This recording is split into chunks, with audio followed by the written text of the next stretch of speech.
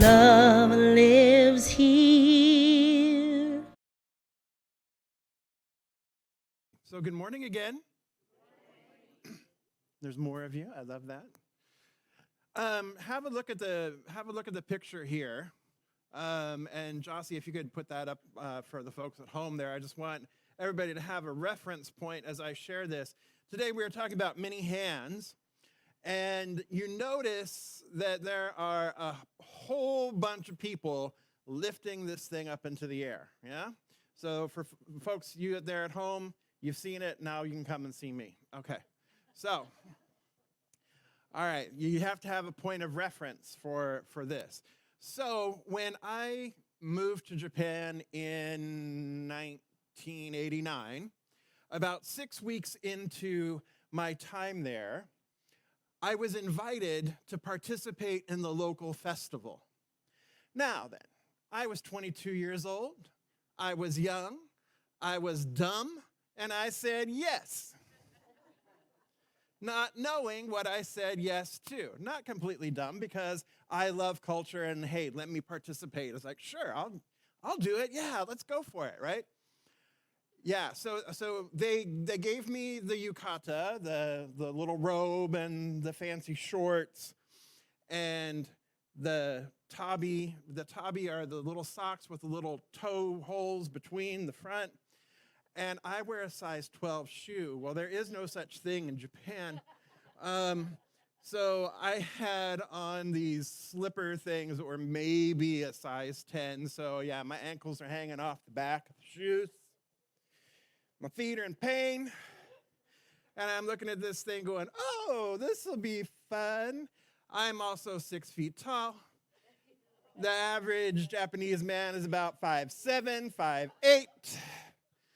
And so here we have this thing. It's called an omikoshi, and it weighs about a ton. And it takes about 150 people to carry it through the streets. But we don't just carry it through the streets. Oh no, we don't just carry it through the streets. No, you put it on your shoulder and then you're bouncing up and down. And not only bouncing up and down, you're running to the left with it until you almost hit the crowds. Then you're running to the right with it till you almost hit the crowds. And then you spin with it, and all the time you're bouncing, bouncing, bouncing.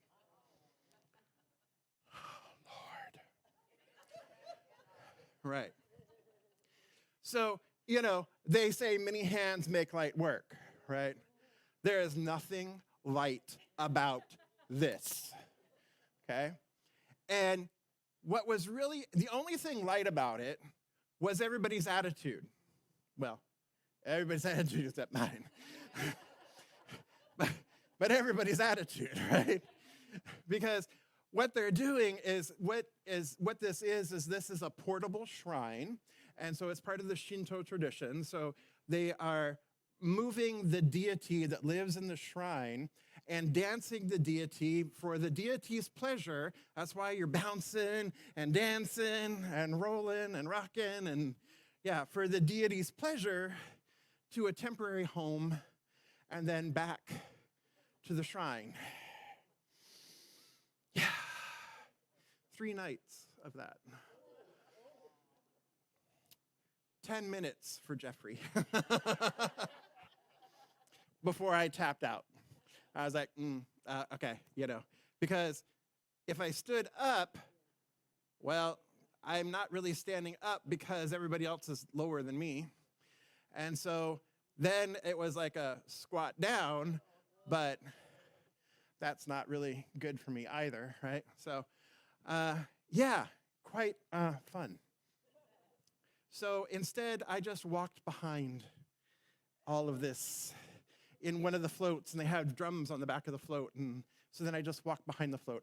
That I could get on board with, because 2 miles of bouncing and gyrating and not happening, right? And so the entire time, you're going, wash-shoi, wash-shoi, wash-shoi, because that's supposed to help get everybody on the same page, everybody moving in the same direction, everybody joining in. So what it is what's so incredible about this is that there is a purpose, right, to this. There is a passion for it. And like I said, everybody, except Jeffrey, was excited and joyful and having a great time doing this. I started having a great time when I was just walking. That was cool. But until that point, right? But everybody's having this great time. Now, if you see pictures, you can see pictures of some people who have been carrying these after they carry them for however long, blisters on their shoulders, like the size of softballs. I'm like, not me, not me, not me. But what's so incredible about this, when you think about it, is that it's a hard thing, is it not? And if I were to try and lift a ton or 2,000 pounds by myself, I wouldn't be able to do it. And even if you and I individually were to try and lift this thing, we wouldn't be able to do it. 150 of us together, we would be able to do it. Now, it might still be hard. In fact, I guarantee you it's still hard, but it's doable, right? It's doable. So when we come together and we have these many hands working together with a common purpose, with a common passion, and we bring an attitude of party to the task, right? It can become much more doable. Not only is something possible, it becomes probable, and even beyond probable, it becomes inevitable. Because we are working together collectively, like we were talking about before, we are co-laboring, collaborating toward a common purpose, with a common passion, and hopefully with a common attitude of joyful excitement and play, right? So far, so good? Yeah, right? So when we think of our global vision, part of our global vision says that we envision a world where personal responsibility joins with the social conscience in every area of the political, corporate, academic, and social sectors, providing sustainable structures to further the emerging global consciousness. Who wants to repeat that back to me? Right? So let's break it down. We envision a world, right, where personal responsibility and social conscience come together, where we take our own personal responsibility and we apply it to social conscience, right, in every aspect of our lives. So in the political aspect, the political sectors, in the corporate sectors, in the academic sectors, and the social sectors. So we take our responsibility combined with social consciousness, or conscience, social conscience, right? And we apply these in every sector. And by doing so, we are providing sustainable structures for the emerging global consciousness. So by breaking it out, it makes it a little bit easier. Now, you know me, I'm a vision guy, right? Love visioning, love the vision, love the global vision. However, vision by itself is not enough, correct? So, vision requires that we then also make a choice, and then we also take action upon that which we have chosen. Because too often what we'll say is, well, what's mine to do? What's mine to do, right? And then it's revealed what's yours to do. And you're like, yeah, sounds good. Let me just grab some more coffee and I'll think about it. Oh yeah, it still sounds good. What was mine to do again? Right? The action doesn't always follow, right? It is National Coffee Day, by the way. So that's why, yeah. So that is why the question earlier was, would you like to drink coffee or tea? But at any rate, So too often we don't take the action. So what if we look at our global vision and rather than just saying we envision a world where, right, personal responsibility and joins with social consciousness or conscience, and we change it and we make it active. What do you think about that?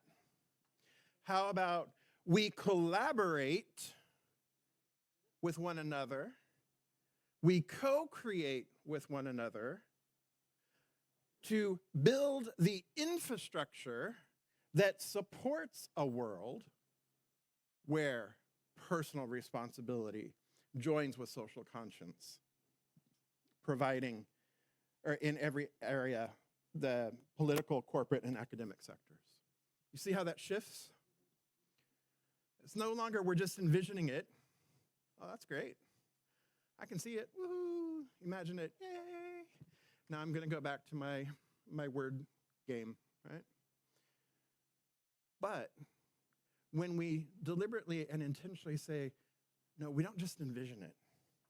We collaborate. We co-create. What is it that we're collaborating on? What is it that we are co-creating? We're co-creating an infrastructure. That means we are building something.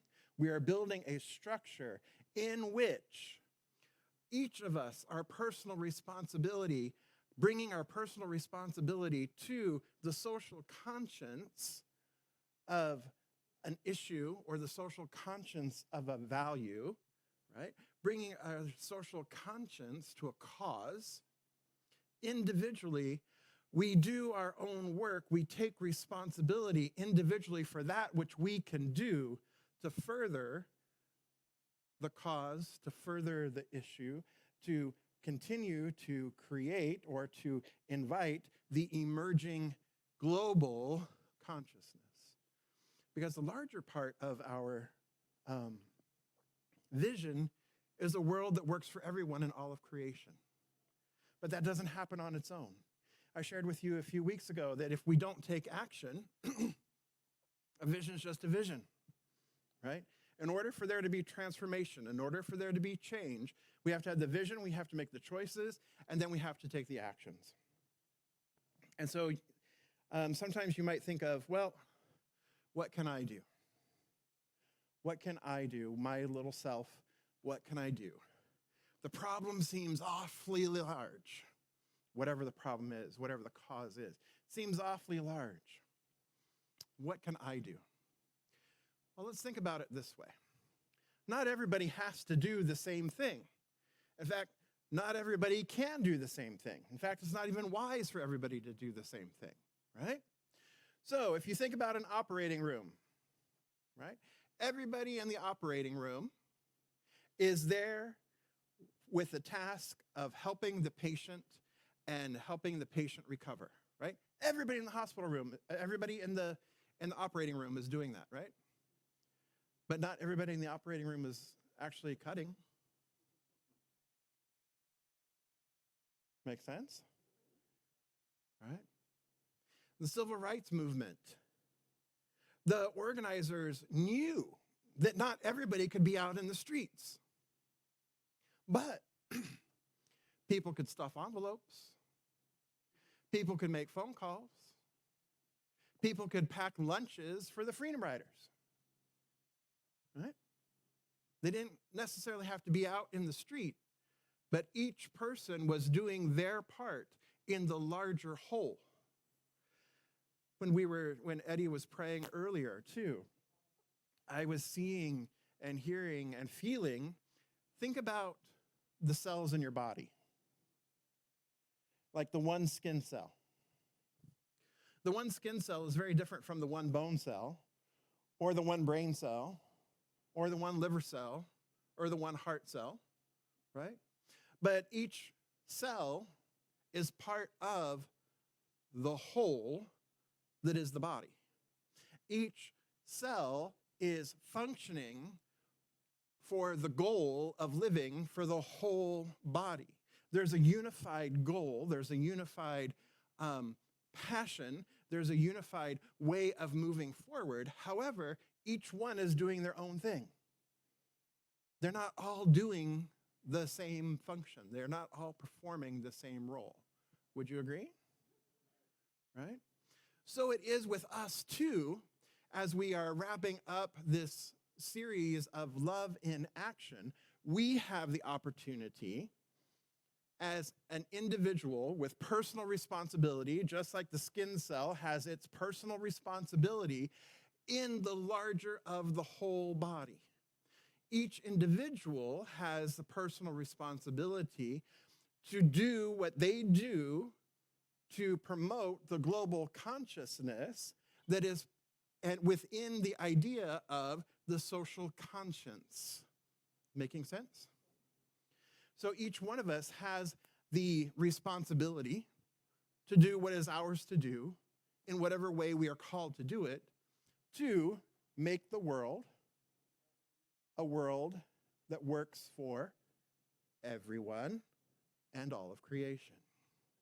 How we go about that may be different. But we have that, the way we see it here at Centers for Spiritual Living is each one of us has the responsibility. Because I've asked you before, whose life are you responsible for? Mine, right? You, meaning yours. Not you all are responsible for mine. No, thank you. Right? Each of us is responsible for our own life. Each of us is responsible for our own choices. Each of us is responsible for our own actions. Nobody else is responsible but each one of us, correct? And as a community, who's responsible for the community? Us. We are, right? We are. So then as a society, who's responsible for our society? We are. For our country, who's responsible for our country? For our world, who's responsible for our world? Okay. So it all starts where? Here, with us, within each one of us, right? All right. Good. So we're clear. Yes? So we're all going to be carrying our shrine or walking behind. Or walking behind. Right? And we can chant together, right? Washoy, washoy, washoy. Yes? All right. So I want to break the tables right now. And on your table, you have our questions for today. So, Jossie, if you could put up our questions screen there for us. So at our tables there, so what causes or issues are you most passionate about? What inspires you to act and get involved?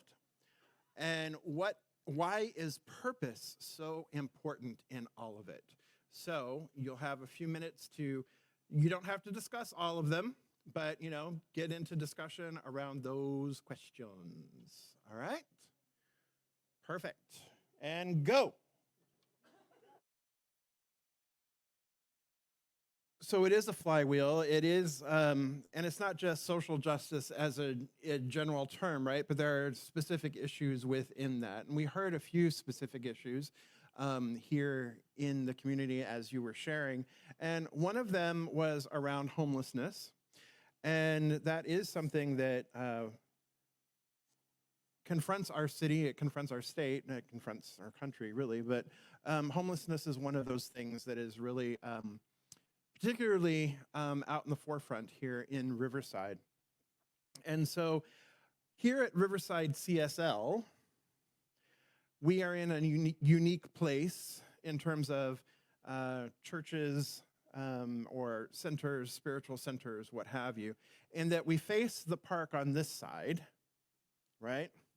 However, we are smack dab in a residential neighborhood on this side and this side, right?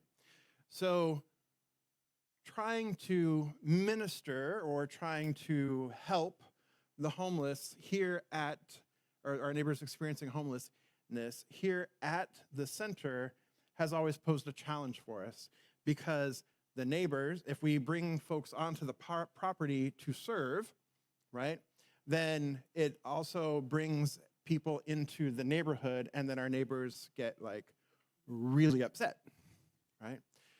So while we can't necessarily do something on the property itself, it doesn't mean that we can't be involved in the larger, in coming up with and participating and collaborating, there's the word again, with other communities in our larger community, right? And by collaborating together, remember, we collaborate and co-create an infrastructure of a world where personal responsibility and social conscience come together, right? There's really some wonderful opportunities. The first opportunity I want to share with you briefly, because I want to let you know that on October 13th, 12th, what's the Sunday? 13th, thank you. On October, I was like, I'm not sure. On October 13th, Claire Jefferson Glippa from Family Promise will be with us, and she will be our guest speaker, and she's absolutely wonderful. Family Promise is a group here it's a nationwide group, but we have a local chapter, and Family Promise works with children experiencing homelessness and their safe adults to provide them shelter and food and a place to stay. And they're usually in the program in shelter for about 2 months, 2 to 3 months, and then they're moved into permanent supportive housing with wraparound services. So she'll be with us to explain a lot more about Family Promise. It's a great organization that we can become involved with to help families who've been experiencing homelessness. And there are ways for us as a community to do that as well. So that's the first one I want to tell you about, because she will be here in a couple weeks, and I'm very excited. She's very dynamic. She's wonderful. Talk about somebody who has a passion. I mean, it's just beautiful. So I don't want to steal all her thunder, and I'm going to let her tell you all about that. But there are other ways for us to be involved with our partner centers or our partner churches here in Riverside. Reverend Sanja and I participate in the Downtown Magnolia Brockton Clergy Group. It is the progressive clergy in the downtown area of progressive congregations in the downtown area. And we work together, doing different things, supporting one another, but also participating in programs with one another. So here are some of the programs that we as a community and you as individuals, if this is an area that calls to you. Calvary Presbyterian on Sunday nights has their hot meal program. So every Sunday, they serve hot meals. So you can help out with Calvary Presbyterian.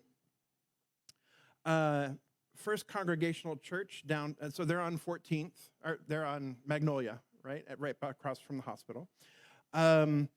First Congregational downtown on Mission Inn. They also do feedings during the week, and every other week they have a health clinic.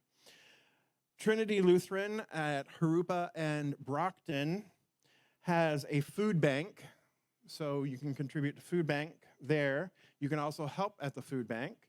They also, on Thursdays, they distribute, and they also have a shower truck. So the shower truck comes, and they have the shower truck, and so folks are able to shower, etc. They also take clothing donations because folks need new clothes or a change of clothes and what have you. So they also accept clothing donations. And then we also have All Saints Episcopal. They sponsor Laundry Love, and Laundry Love is one day a month at a laundromat that anybody who comes to the laundromat during that 2-hour or 3-hour period, their laundry is paid for. They're doing their laundry is paid for. And they provide services like if, there's small kids or what have you, it's like they'll read to the kids, they'll help out with that kind of thing. So it's really building community. All of these are ways of building community and getting up close and personal with folks with our neighbors in Riverside who could really use our support. So those are just some of the ways if homelessness is part of your passion or one of your passion, those are some of the ways that you can get involved. So your homework for this week is to find something. I know many of you already do something. Can I see a raise of hands of who volunteers at different things? Yeah, almost every table, there's folks who volunteer, right? They're already volunteering their time. And I overheard Sally say, you just have to commit to doing it, right? Lots of folks say, oh, I don't have the time, I don't have the time. And Sally was like, you do have the time, you just have to choose. You have to say no to something. You may have to say no to something else, but you have to choose, right? So, and I know Sally gets great joy out of volunteering. I would say the majority of you, right? You wouldn't be volunteering if you weren't getting great joy out of the volunteering. Helping people read, everything that you're doing, yeah? So it's not only you're giving, but you're also receiving in the same spot, aren't you? Right? You really, really are making a difference.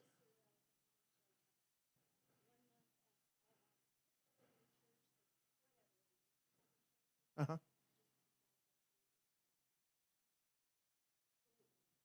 Yeah. Meals on Wheels too, yep. Yeah. Being part of it, yep.